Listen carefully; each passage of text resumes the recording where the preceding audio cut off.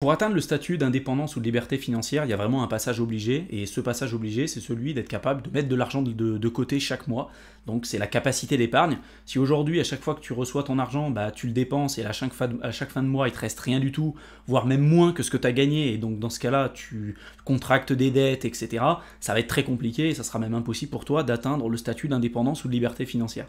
Donc il y a vraiment un passage obligé, c'est déjà d'être capable de mettre de l'argent de côté tous les mois, et plus tu vas augmenter ta capacité d'épargne, plus tu vas augmenter aussi ta capacité d'investissement, plus tu pourras accélérer l'atteinte de ton indépendance et de ta liberté financière. Et dans ce contenu, j'aimerais me focaliser sur la capacité d'épargne et te présenter certaines pistes de réflexion. Comme d'habitude, tu verras, ce n'est pas des stratégies miracles, hein. Je ne vais pas te rendre multimillionnaire avec les approches que je vais te présenter ici, et tu verras aussi qu'il y a beaucoup de bon sens. Mais il y a une approche quand même que je trouve très intéressante. Il y aura 5 pistes que je vais essayer de te présenter dans cette vidéo, qui va te permettre éventuellement peut-être de remettre en perspective la manière aujourd'hui dont tu gères ton capital, et de t'aider d'une certaine manière aussi, je l'espère, de te permettre plus facilement de pouvoir épargner de l'argent et augmenter ta capacité d'épargne et in fine aussi ta capacité d'investissement. Là à l'écran, je te présente la frise ou le schéma pour atteindre le statut d'indépendance et de liberté financière. Parce qu'à l'intérieur, on va avoir des étapes clés, donc notamment tes sources de revenus, tes dépenses, ta capacité d'épargne et ta capacité d'investissement. Donc pour être sûr qu'on parte sur le même pied d'égalité, je vais t'expliquer globalement ce graphique, mais tu vas voir qu'il y a quand même énormément de bon sens à l'intérieur. Au début, on part de tes sources de revenus. Donc dans tes sources de revenus, tu peux décider de les augmenter de plusieurs manières différentes via le salariat. Donc pour augmenter tes sources de revenus via le salariat, ça peut être faire par exemple de l'intrapreneuriat, donc entreprendre au sein de ton entreprise de salarié, d'augmenter ton expérience, de négocier ton salaire, prendre plus de responsabilités, augmenter tes compétences, etc., etc. Tout ça, ça va te permettre d'augmenter et de booster éventuellement tes revenus via le salariat, mais tu peux également aussi décider de développer une activité entrepreneuriale. Moi, par exemple, c'est ce que j'ai fait. C'est-à-dire que pour augmenter mes revenus, j'ai à la fois fait de l'intrapreneuriat dans mon job salarié à l'époque quand j'étais encore salarié, j'ai fait de l'entrepreneuriat parce que j'ai développé une boîte en parallèle de mon job salarié, et en plus de ça, j'investissais, principalement dans le secteur des crypto-monnaies à l'époque, mais c'est ce qui m'a permis d'énormément accélérer mes sources de revenus et puis d'atteindre l'indépendance et la liberté financière. Mais du coup, tu vois, tout ça part en fait de ta source de revenus. C'est-à-dire que tu peux décider par exemple de développer une activité entrepreneuriale, vendre des produits physiques, de la prestation de services, de la vente de produits digitaux, et ensuite, une fois que tu as des sources de revenus, on va devoir soustraire tes dépenses. Dans tes dépenses, principalement, ce qui va venir se soustraire, c'est ton niveau de vie. Donc après, chacun est libre de décider de voir un peu comment il souhaite vivre sa vie, hein. Bien évidemment, il n'y a aucun jugement de valeur là-dessus, mais plus tu vas augmenter ton niveau de vie, plus tu vas augmenter tes dépenses, et donc plus ça va limiter l'atteinte de tes objectifs financiers. Donc dans le niveau de vie, j'ai mis la santé, les frais de santé, les impôts, les taxes, le loisir, la voiture, hein. Tu vois, si tu as des enfants, si tu as fait des emprunts, des crédits à la consommation, si tu as un logement, si tu as décidé par exemple d'avoir une jolie voiture, une grosse voiture, et que tu l'as pris en plus avec un crédit conso, avec des taux d'intérêt super élevés, tu peux décider de te faire plaisir si c'est un point important pour toi, mais sache que ça sera un ralentissement et ça va énormément impacter tes finances. Donc ça va partir dans tes dépenses. Pareil, si tu te dis, moi j'ai envie d'avoir une super maison, un super appartement, tu vas avoir des loyers plus élevés, donc ça va partir dans ton niveau de vie, tu vois. Donc il faut faire attention. Et ensuite, tu as toutes les dépenses de la vie quotidienne, donc les vêtements, la nourriture, le coiffeur, etc. etc. Si tu as des sources de revenus suffisantes avec des dépenses qui sont plus faibles, a priori, tu es capable d'avoir une capacité d'épargne. Tu gagnes 1500 € par mois, tu en as 1300 pour ton niveau de vie, et puis derrière, tu as 200 € que tu as tous les mois qui ne sont pas utilisés. Donc ça, on va le mettre dans ta capacité d'épargne. Dans ta capacité d'épargne, là, tu vas avoir au départ la création d'une épargne de sécurité. Donc soit tu vas décider d'en placer une partie sur un compte épargne type livret A. Je crois qu'aujourd'hui, on est à peu près à 3% de rendement, mais ça reste quand même plutôt intéressant pour un compte épargne. Mais tu peux décider aussi d'en mettre, par exemple, dans ton compte courant. Et une fois que tu as ton épargne de sécurité, là, tu vas pouvoir décider de placer dans la capacité d'investissement. Et là, tu peux décider d'investir. Alors là, les choix, ils sont presque infinis. Ça peut être dans la crypto, ça peut être dans l'immobilier, ça peut être dans la bourse, ça peut être dans les métaux précieux, ça peut être par exemple dans du business en ligne, peu importe, ça peut être dans du private equity, et tout ça, ça va te permettre de développer, tu vois, je t'ai mis des flèches qui réaugmentent, qui va te permettre de rentrer dans la formule ici de l'investissement, parce que tu vas pouvoir gagner de l'argent avec ça, hein, soit via des plus-values, soit sous forme de loyer avec l'immobilier, soit avec les dividendes ou les plus-values en bourse, plus-values avec les métaux précieux, en crypto, tu peux faire des masternodes, du staking, faire des plus-values, peu importe, et tout ça, ça va te permettre d'augmenter tes sources de revenus. Et donc si tu gardes un niveau de vie bas et que tu dépenses pas énormément, et tu vas pouvoir augmenter ta capacité d'épargne, ta capacité d'investissement, investir encore plus, donc encore augmenter tes revenus, etc., etc. Mais souvent, ce qui bloque la plupart des personnes, c'est premièrement déjà d'augmenter leurs sources de revenus. Mais dans cette vidéo, on va se focaliser sur les dépenses est peut-être une manière pour toi de t'aider à épargner un peu plus d'argent parce que plus tu vas épargner, plus tu vas pouvoir accélérer l'atteinte de tes objectifs personnels. Si on analyse globalement les postes de dépenses les plus importants, on va retrouver principalement la nourriture, le logement et le transport. Donc toutes les solutions que je vais essayer de te présenter par la suite ont pour objectif, d'une certaine manière, à essayer de t'aider à diminuer ces postes de dépenses. Toutes les solutions vont peut-être pas forcément être appropriées pour ta situation personnelle, mais l'objectif de cette vidéo, c'est peut-être de semer une graine dans ton esprit et de te faire réfléchir d'une manière différente que celle que tu auras eu l'occasion d'avoir jusqu'à présent, avant en tout cas de regarder cette vidéo. Donc première solution, c'est de rendre son luxe temporaire. Et le luxe, ça peut se représenter de plusieurs manières différentes. Mais par exemple, là j'ai pris le cas du loyer avec une grosse maison. Si tu as une grosse maison et tu as décidé pour toi c'est quelque chose d'important, une grosse maison ça signifie aussi des factures plus élevées, plus d'argent dépensé en énergie, en mobilier, beaucoup plus de temps consacré à l'entretien, etc., etc. Et donc forcément, si tu as un gros loyer, des plus grosses factures, plus de temps à passer dessus, c'est du temps et de l'argent que tu ne peux pas utiliser pour investir et pour atteindre éventuellement le statut d'indépendance ou de liberté financière. Pareil, acheter une voiture neuve et encore moins à crédit, pour moi c'est vraiment quelque chose à éviter. Donc si tu achètes aujourd'hui une voiture neuve et à crédit, je pense que je ferai une vidéo prochainement sur les voitures pour te montrer concrètement des chiffres vraiment spécifiques et te montrer que c'est une vraie connerie d'acheter une voiture neuve. Et peu importe les gens qui vont dire ouais mais une voiture neuve en général on a moins de problèmes qu'une voiture qui va être d'occasion, ça pareil c'est des grosses conneries, je serais capable de te le montrer factuellement avec vraiment des chiffres spécifiques. Mais si tu veux faire attention à tes finances, l'un des plus gros postes de dépenses au-delà du loyer, ça va être également aussi d'acheter des voitures et donc les moyens de transport. Si tu habites à la campagne comme moi, j'ai habité à un moment donné à la campagne, avoir une voiture c'est obligatoire. Je ne dis pas de ne pas acheter de voiture. Et puis si tu n'as pas l'argent pour acheter une bagnole, forcément tu vas devoir à un moment donné faire un crédit pour acheter une voiture. Mais est-ce que tu as besoin véritablement d'acheter une voiture neuve? Est-ce que tu as besoin de contracter un crédit pour acheter une bagnole à 27 000 balles? Non, tu n'es pas obligé de faire ça. Tu peux très bien te dire, même si ça te fait plaisir, je vais prendre une voiture peut-être moins chère. Alors oui, peut-être à crédit si je suis obligé et si j'ai le choix, j'essaie de ne pas le faire à crédit parce que mon objectif c'est d'emmener d'un point A à un point B et puis plus tard, quand tu auras des finances qui seront peut-être plus au rendez-vous que celles que tu as aujourd'hui ou quand tu auras atteint le statut d'indépendance ou de liberté financière ou quand tu auras peut-être passé un certain palier d'un point de vue financier et si vraiment les voitures c'est quelque chose qui t'intéresse, tu pourras décider de t'acheter une plus belle voiture. Mais souvent, ce qui va te freiner et souvent au tout début de ton parcours pour atteindre le statut d'indépendance et de liberté financière, c'est que tout de suite, quand on a une augmentation de revenus, on va décider d'augmenter notre niveau de vie, soit en achetant tout de suite une grosse maison, en achetant une voiture neuve, etc. etc.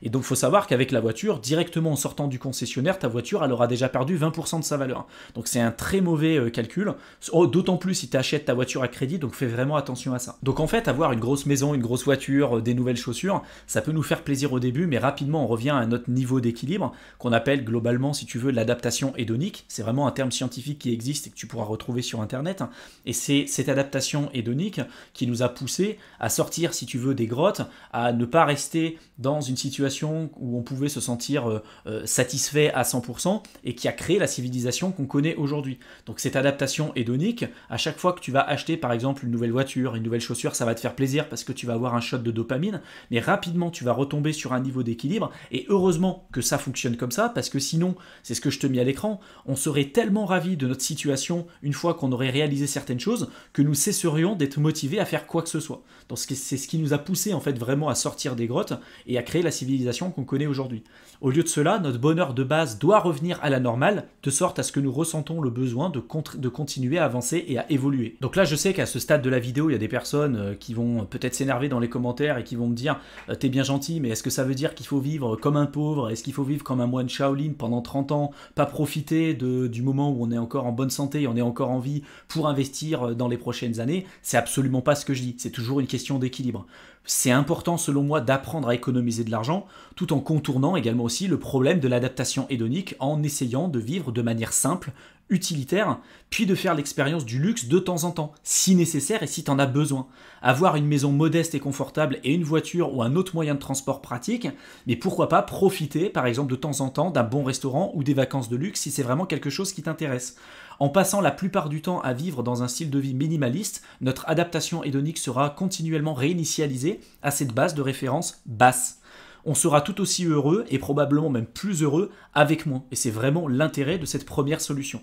D'ailleurs, il y a plein d'études scientifiques, dont certaines là que je te montre à l'écran, qui montrent que pour augmenter notre niveau de bonheur, l'argent, au lieu de le passer à acheter des nouveaux produits physiques et des produits matériels, comme des voitures, des nouvelles chaussures, etc., le vrai secret en fait du bonheur, ou l'un des secrets du bonheur, c'est par exemple de se focaliser sur des expériences, partager des moments avec sa famille, partager des moments avec ses potes, aller faire des voyages, etc., partager des expériences et de ne pas dépenser forcément son argent dans les nouvelles chaussures, dans la dernière voiture ou dans le dernier smartphone. C'est ça qui va permettre vraiment de contribuer à un bonheur constant et durable sur les prochaines années. Une solution également aussi intéressante pour toi pour augmenter ta capacité d'épargne et ta capacité d'investissement, c'est éventuellement de développer une activité secondaire, par exemple via l'entrepreneuriat. Et c'est ce que je te mets à l'écran, c'est souvent plus facile, entre guillemets, de gagner 1000 à 2000 euros de plus par mois à l'aide d'une activité entrepreneuriale que de vivre comme un moine Shaolin pendant des années pour tenter d'obtenir les mêmes résultats. Si tu peux diminuer tes dépenses et augmenter tes revenus, c'est vraiment le top. Et d'ailleurs, beaucoup de gens, quand ils commencent à investir, ils vont diminuer au départ leur niveau de vie. Mais ce qui va te permettre d'accélérer, c'est à la fois d'apprendre à gagner plus, mais également aussi de diminuer au maximum, dans la limite du raisonnable, tes dépenses peut-être superflues. Apprendre à augmenter ses revenus, c'est souvent ce qui manque le plus à énormément de personnes. Donc baisser son niveau de vie, ça peut être une bonne chose, mais apprendre à gagner plus d'argent, ça peut rapidement changer la donne. Il est possible avec Internet d'avoir accès à un marché énorme. Il est possible également de vendre des produits physiques, des produits digitaux, de faire de la prestation de service. Il y a plein de manières de faire de l'entrepreneuriat. Et j'ai fait des dizaines et des dizaines de vidéos sur cette chaîne justement pour t'ouvrir l'esprit sur cet aspect-là qui est pour moi quand même super important. Troisième solution, c'est d'optimiser la dépense de son argent pour son bonheur à long terme. Parce qu'il y a beaucoup de gens qui, quand ils achètent en fait des produits, des services, encore une fois le nouvel iPhone, la nouvelle voiture, c'est parce que ça leur fait plaisir et vraiment pour eux, c'est vraiment un point important qui va contribuer à leur bonheur sur le long terme. Et là, moi, j'aime pas me fixer sur des on-dit, j'aime bien me baser sur des études scientifiques et je te mettrai tous les liens de toute façon dans la barre d'infos. Là, par exemple, le fait d'acheter du temps, buying time promotes happiness, c'est une étude qui a été effectuée en 2017 et qui a montré avec vraiment des études statistiques et des études pragmatiques qu'il y avait un lien de cause à effet entre l'augmentation de bonheur que les personnes ressentaient et leur capacité à pouvoir se générer du temps libre et d'acheter du temps en fait. Et c'est ce qu'on remarque en fait, les multimilliardaires la plupart du temps, une fois qu'ils ont gagné en fait le jeu de l'argent, voire même les multimillionnaires, après ce qu'ils recherchent, c'est à gagner plus de temps et souvent même gagner du temps de vie. Donc ils s'intéressent après à la longévité, à tout un tas d'autres sujets que j'évoquerai peut-être sur cette chaîne YouTube. Mais tu vois, ça peut être une autre manière pour toi peut-être de concevoir le bonheur. Le bonheur ne réside pas uniquement dans la consommation effrénée avec toutes les problématiques qu'on rencontre aujourd'hui avec tu vois, le réchauffement climatique et les limites environnementales qu'on constate de plus en plus à l'heure actuelle. Donc il y a pas mal d'études que je te mettrai dans la description de la vidéo, mais tu vois, profiter de faire des expériences, acheter du temps, c'est vraiment des choses qui peuvent te permettre peut-être de mieux raisonner les dépenses de ton argent et peut-être au lieu de te dire bah tiens je vais l'acheter mon dernier iPhone, et ben je vais peut-être l'utiliser dans une manière différente, dans des expériences, dans quelque chose qui va vraiment me permettre d'avoir un bonheur plus durable sur le long terme. Une autre étude intéressante là que je te mets à l'écran qui a montré finalement que si on arrivait à supprimer les temps de transport entre notre lieu de résidence et notre job salarié, ça équivaudrait en termes de bonheur perçu à une augmentation de 40 000 $ sur une année. Donc ça c'est plutôt une étude qui a été effectuée aux États-Unis et tout le monde bien évidemment ne pourra pas supprimer les temps de déplacement pour aller dans son job salarié. Il y a même très peu d'entreprises aujourd'hui qui offrent cette possibilité-là, mais quand même après la crise sanitaire, il y a de plus en plus de boîtes qui commencent à s'ouvrir à cette éventualité de faire par exemple du travail partiel, de faire une partie en télétravail. Donc ça a un impact important sur le bonheur si on arrive à supprimer une partie, voire même la totalité des temps liés au transport pour aller dans son job salarié, même si c'est pas adapté encore une fois à tout le monde. Donc cette étude elle a été effectuée par Pete Adney et il a calculé que si les deux partenaires d'un couple se rendent au travail pendant 40 minutes dans chaque sens avec des voitures relativement neuves, sur une période de 10 ans, tous les 10 ans, ça coûterait pour le couple 125 000 $, donc encore une fois c'est plutôt aux États-Unis, et ça équivaudrait presque à travailler 6 jours par semaine au lieu de 5 en termes de temps passé, sans compter le poids émotionnel de faire un trajet long et épuisant tous les jours. Donc tu vois, ça peut être une autre manière pour toi peut-être de réfléchir à la façon dont tu souhaites aujourd'hui peut-être gérer ton job salarié, à la manière dont tu souhaites gérer ton capital, etc., etc. Pareil, là je te mets une autre étude qui a montré qu'on avait une augmentation significative de bonheur sur le long terme si on dépensait notre argent, non pas dans une nouvelle voiture, non pas dans une nouvelle paire de chaussures ou dans un nouvel iPhone, mais plutôt simplement dans le fait d'acheter un nouveau matelas. Un très bon matelas, ça offre un super taux de satisfaction et ça augmente vraiment drastiquement notre niveau de bonheur sur le long terme. Donc au lieu d'acheter ta nouvelle paire de chaussures ou un nouveau vêtement, par exemple, qui va, avec cette adaptation hédonique, nous faire revenir rapidement à notre niveau d'équilibre, bah peut-être d'utiliser cet argent-là pour mieux dormir la nuit et donc mieux organiser ton cycle circadien, tes cycles jour-nuit, etc. C'est ça qui va te permettre peut-être d'augmenter ton niveau de bonheur sur le long terme. En plus de ça, on passe quand même plus de 29 000 heures tous les 10 ans sur notre matelas, donc à coup de 8 heures de sommeil par jour. Donc avoir une maison rangée, propre, organisée, avoir de l'avance peut-être sur ses consommables, ça peut énormément contribuer à l'augmentation du bonheur. Et tu vois, on est très loin de uniquement penser à acheter à chaque fois des nouvelles choses. Le bonheur, ça peut prendre énormément de formes différentes et je pense qu'à partir du moment où tu as intégré tout ça, bah, la seule personne qui sera à même de juger justement toutes les alternatives et toutes les solutions qui se présentent à elle, c'est vraiment toi. L'équilibre, ça sera à toi de le trouver, ça sera à toi de déterminer la manière dont tu veux gérer ton capital, mais je pense que tu vois, une fois que tu as compris tout ça, tu peux comprendre que le bonheur, ça passe pas uniquement par le fait d'acheter des nouveaux produits, des nouveaux services, de toujours être dans la consommation. Tu peux opter pour un bonheur qui va être beaucoup plus durable en étant beaucoup plus sélectif dans la manière dont tu vas gérer ton argent, et tout ça, ça va te permettre, en plus de ça, éventuellement, d'accélérer l'atteinte de tes objectifs personnels, en l'occurrence celui de l'indépendance ou de la liberté financière. Une autre solution qui peut te permettre de mettre de l'argent de côté, c'est d'utiliser le principe de se payer en premier. Donc ça, c'est un concept qui provient du livre Père riche, Père pauvre de Robert Kiyosaki.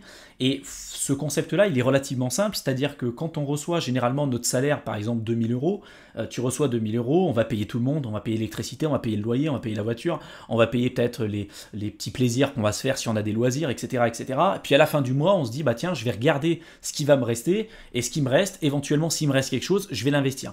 Globalement, ça marche pas parce que souvent on va payer tout le monde et souvent à la fin du mois il reste pas grand chose, voire même rien du tout.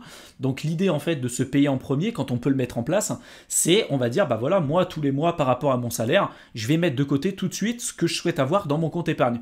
Ça peut être 100 euros, 200 euros, 50 euros, peu importe, il faut se forcer à faire ça au tout début en fonction de sa capacité et de la capacité de chaque personne. Mais si toi par exemple tu te dis bah tiens moi j'ai envie d'épargner par exemple 300 euros tous les mois ou 500 euros, peu importe, 300 euros, bah tu prends dès le début, tu reçois ton salaire, ces 300 euros, tu le mets sur un autre compte que tu n'utiliseras pas et tu finis ton fin de mois avec l'argent restant. Ça peut pas fonctionner pour toutes les personnes bien évidemment, mais c'est quelque chose, moi je sais qui a énormément fonctionné pour moi, donc je te partage également cette approche-là. En général, on considère qu'épargner entre 20 et 30% de son salaire, c'est une bonne chose, et je t'en parle sur pas mal de vidéos que tu peux retrouver dans la playlist Finances personnelles et investissement. Il y en avait une par exemple qui s'appelle Comment bien gérer son budget, la règle des 50-30-20, et puis partir en retraite avant 40 ans, le chemin le plus rapide pour atteindre la liberté financière. N'hésite pas à jeter un coup d'œil si ça t'intéresse.